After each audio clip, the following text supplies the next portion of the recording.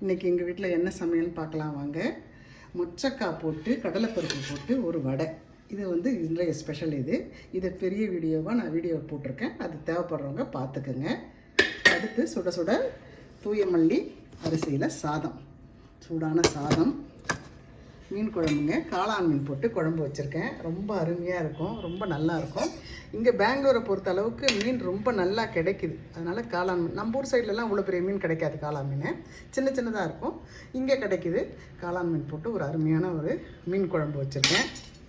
சாப்பிட்றச்ச வறுத்துக்கலான்னு சொல்லிட்டு சும்மா ஒரு 5 பீஸ் மட்டும். இதுவும் காளான் மீன் தான். இதில் உப்பு காரம் போட்டு வச்சுருக்கோம். சாப்பிட உட்காந்தா தான், வறுத்து கொடுத்தா தான் சாப்பிடுவாங்க சூடாக. அதனால் இதுக்கு அப்போ வறுத்துக்கலான்னு வச்சுருக்கோம். அதே மாதிரி ரசத்தை கூட்டி வச்சுருக்கேன். சாப்பிட்றச்ச தாளிச்சுக்குவோம். இன்றைக்கி நான் வந்து நான்வெஜ் எதுவும் சாப்பிட மாட்டேன். அதனால் எனக்கு 2 கரண்டி மீன் போடாத குழம்பு எடுத்து வச்சுருக்கேன்.